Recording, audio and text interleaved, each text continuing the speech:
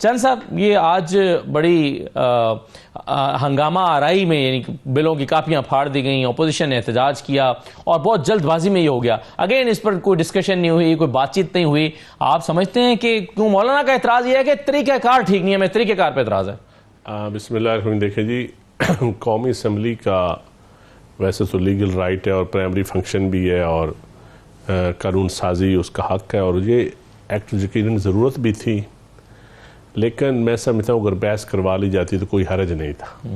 ये बात बिल्कुल ठीक है, डिबेट होनी चाहिए असम्बली में और कानून वही जो है ना वो बेहतर होता है जी। और मेरे ख्याल में पिछले कई सालों से रिवाज बना हुआ है कि बहस कम की जाती है कानून बनाते वक्त और ज़रा तेज़ी में किए जाते हैं, जो एक अच्छी रवायात नहीं है। जो अच्छी रवायात ना हो उनको मैं समझता हूँ कंटिन्यू नहीं रखना चाहिए, उनको तोड़ना चाहिए, अच्छी रवायात को कायम रखना चाहिए और ये बात बिल्कुल ठीक है। इस पर मैं क्या जस्टिफाई, इसमें कुछ चीजें तो वैसे ऐसी हैं कि अगर इस पर बहस होती तो शायद आप पॉलिटिकली यानी पीटीआई को भी आप बैकफुट पे डाल सकते थे। मसलन सर्विसेज चीफ्स की मुद्दत मुलाजमत में तोसी है, उस पर अब देखना पड़ता है कि पीटीआई क्या मौक़िफ़ लेकर पार्लियामान के पास आती है, तो डिस्कशन हो जाती तो इसमें क्या आज तक। देखिए मेरे ख्याल में जिनके लिए ये किया जाता है ना, जल्दबाजी में हर चीज़ को आप मशकूक बना देते हैं।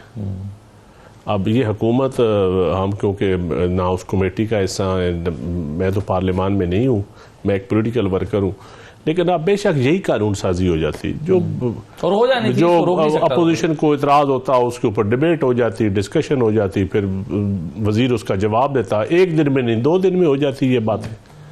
तो मेरे ख्याल में ये अच्छा तरीका था वो।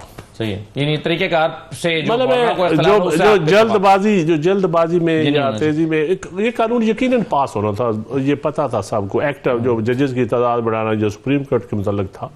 दूसरा तो अभी जो सर्विसेज चीफ कला है, इसके ऊपर मैं क्या कमेंट्स करूं, मैं अभी ये आपके प्रोग्राम में आके सुनी मुसविदा तो अभी किसी ने भी नहीं पढ़ा, हम भी नहीं पढ़ सके, अभी हम देख रहे हैं उस पर कि क्या चीज आई है। लेकिन मैं मौलाना तगड़ों के ऊपर क्या बहस करनी।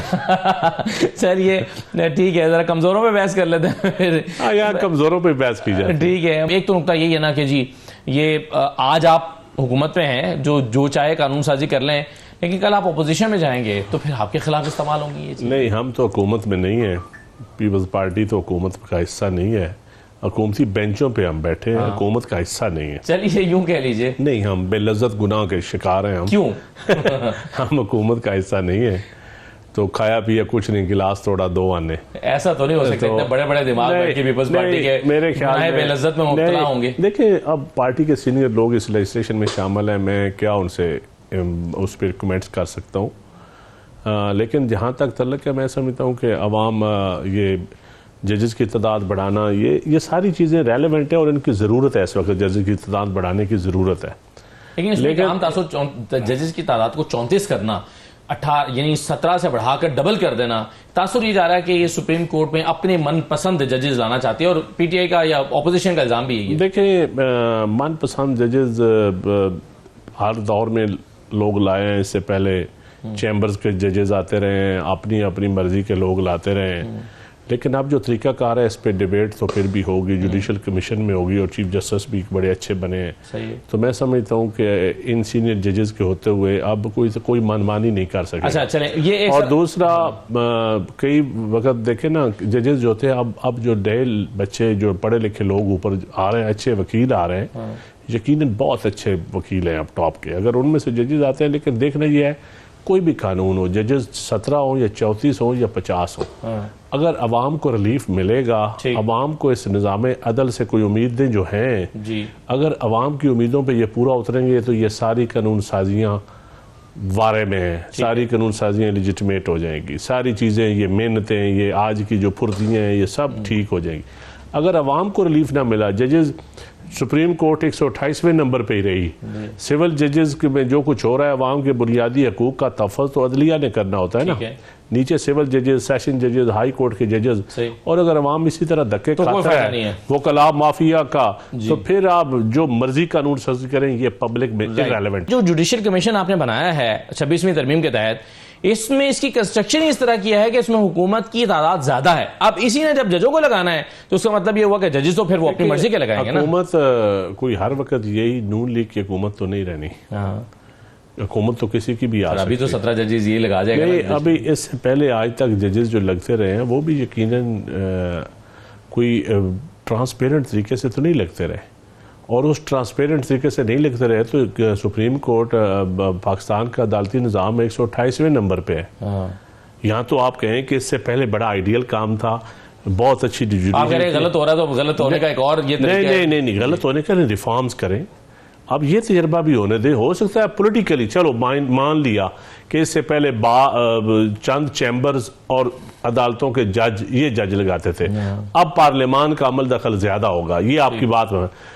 इस तजर्बे को भी देख तो लें, अगर पार्लियामान के अमल दखल से जुडिशल का सिस्टम अच्छा हो जाता है, निज़ाम अदल ठीक होता है, तो क्या हर्ज है।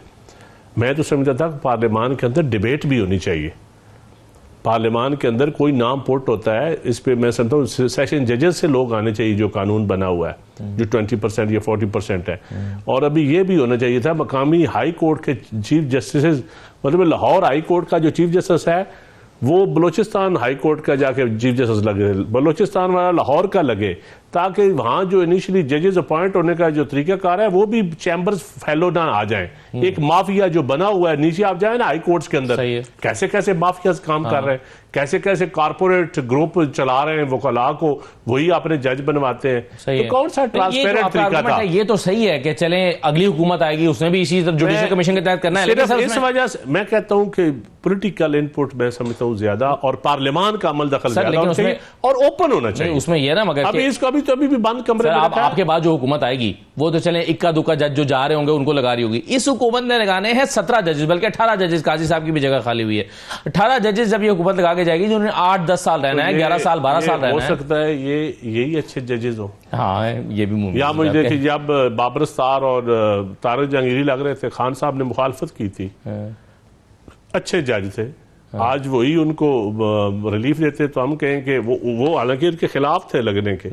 ये कुछ जजेस किसी के नहीं होते। जब माहौल बनता है, जब अदालती कुछ टॉक शो दे के फैसले करने वाला जमाना तो चला गया। अब ये बताएं, साकिब निसार का दौर आइडियल था, इफ्तिखार चौधरी जो जजेस भर गया था, इफ्तिखार चौधरी की नीयत ठीक थी, तो उनको पाकिस्तान की कराने वाला नीयत ठीक थी, नहीं तो आज आप उनके नहीं देखिए, हमें तो वर्गला लिया गया ना रेस्टोरेशन ऑफ जुडिशरी में। मैं तो अप्रिशिएट करता हूं कि हम सारे वर्गला लिया गया या मजबूर कर दिया गया, नहीं, पीपल्स पार्टी करना पड़ा। आसिफ अली जरदारी साहब का मौक़िफ़ अकेले का ठीक था, वो कहते थे ये सियासत करेंगे अदालत में। वो मियां नवाज शरीफ और अशफाक परवेज कियानी का जो फार्मूला था वो गलत था। सही, कौन कहता है वो ठीक था? वो गलत था, और उसी फार्मूले की भीड़ चढ़ी, पीपल्स पार्टी भीड़ चढ़ी उस फार्मूले की। बिल्कुल सही, और आज तक अदालती निजाम उसकी भीड़ चढ़ रहा है। साकिब निसार उसकी पैदावार आया है, जो अदवार आए उसी वो डैम वो सारे ये उसी की सही है। चले मगर इसका मतलब देखें, एक बड़ा ब्लंडर हुए। हाँ हुए, लेकिन साकिब निसार के दौर में कितने बड़े ब्लंडर हुए। चले मैं ये कोई आइडियल दौर था साकिब निसार का? उमर बंदियाल का कोई आइडियल था?